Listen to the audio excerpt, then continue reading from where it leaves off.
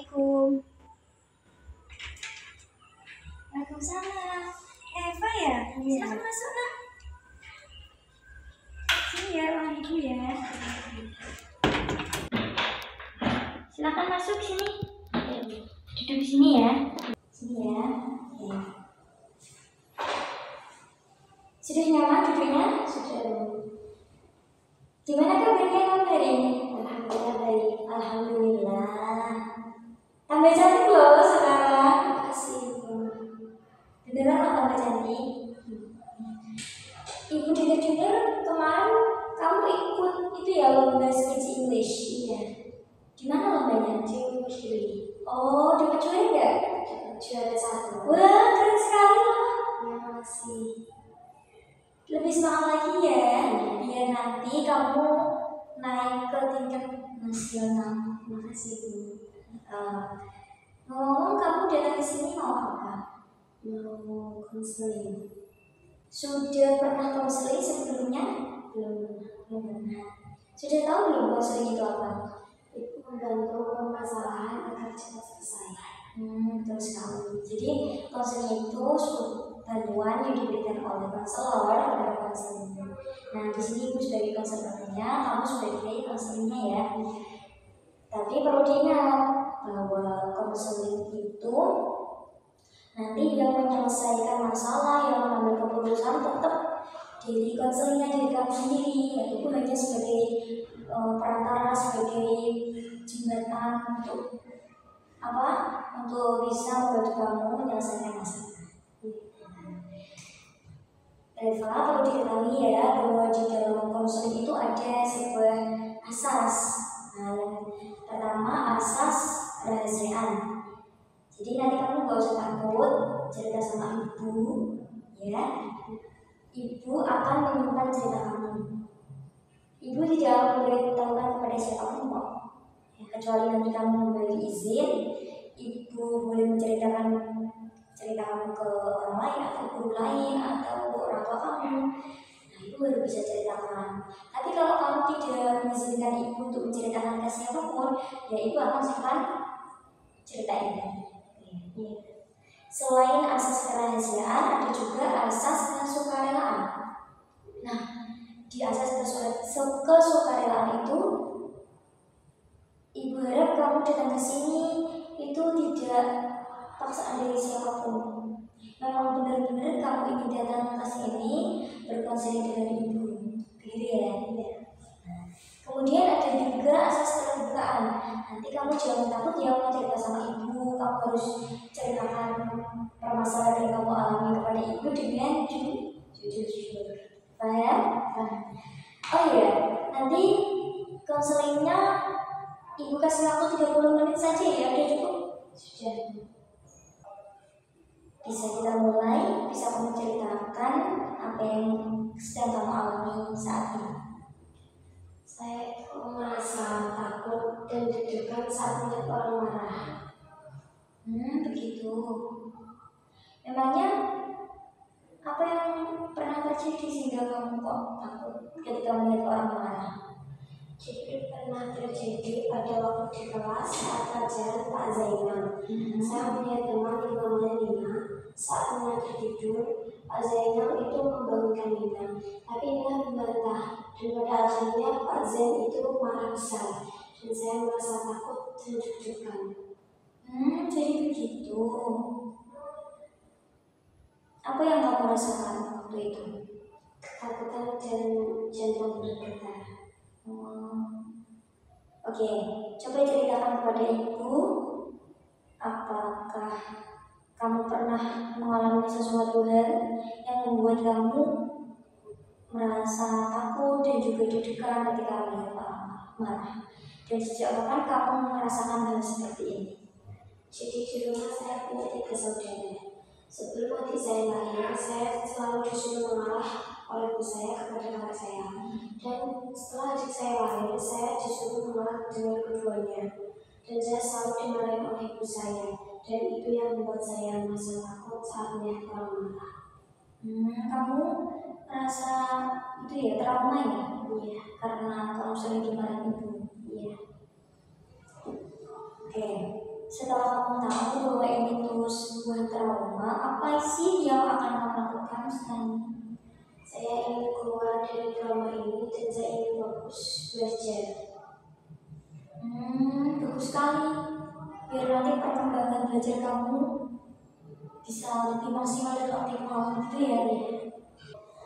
Baik Reva, kamu mengalami sebuah trauma dan kamu pengen keluar dari trauma ini, pengen sembuh dari trauma ini agar kamu bisa belajar lebih optimal, maksimal, tidak terganggu, begitu ya.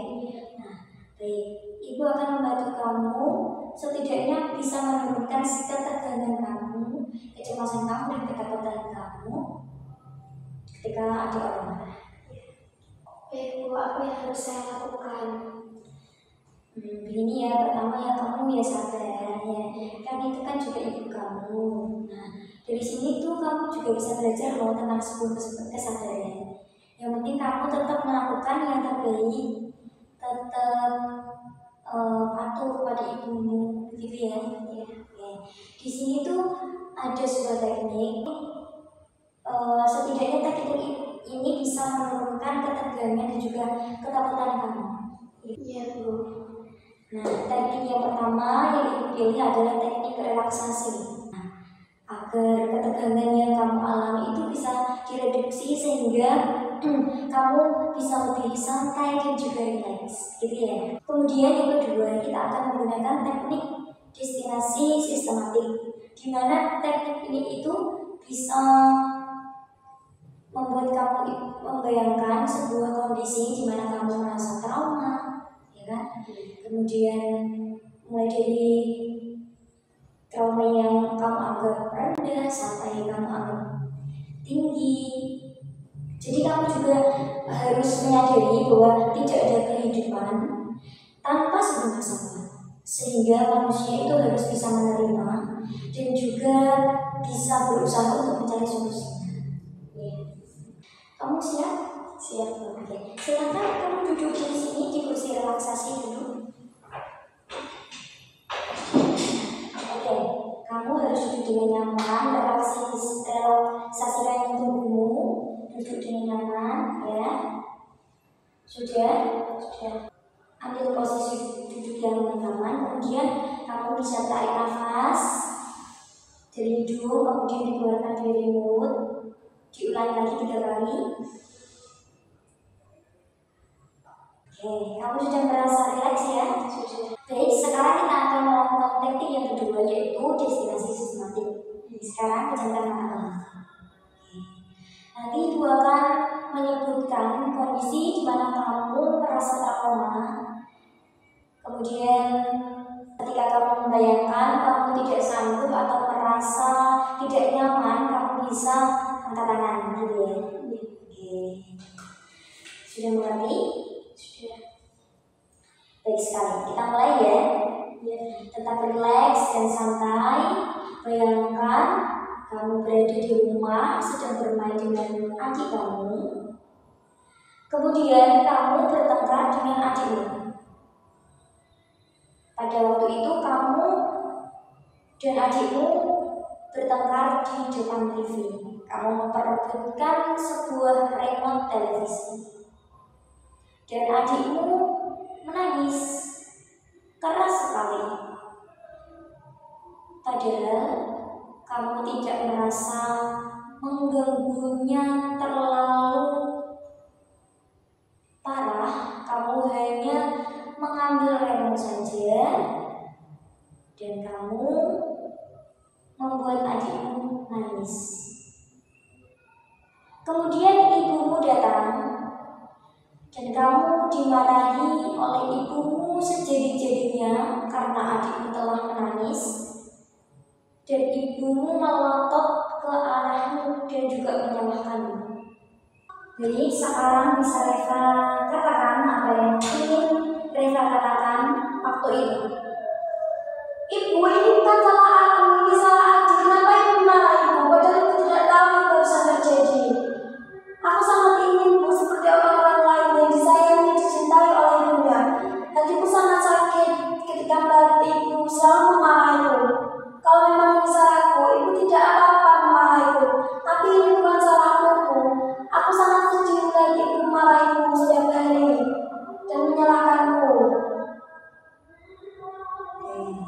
Sekarang buka mata Reva.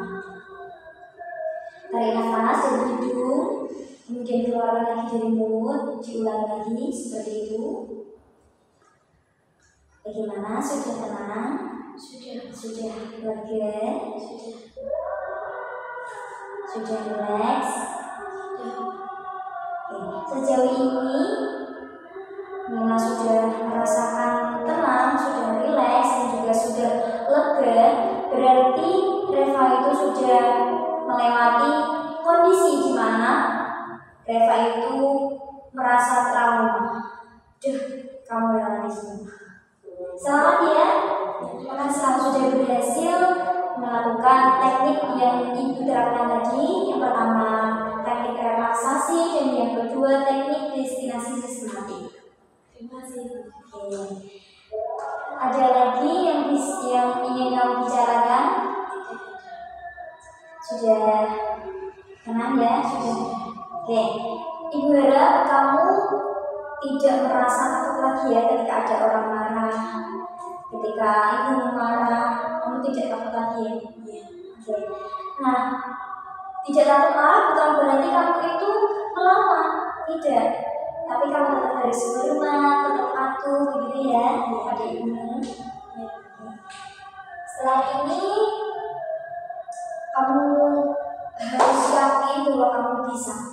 Kamu harus lebih giat belajar lagi, lebih optimal lagi, maksimal lagi, biar kamu menjadi anak yang berbakti kepada orang tua juga, terus menjadi anak yang pintar, begitu ya.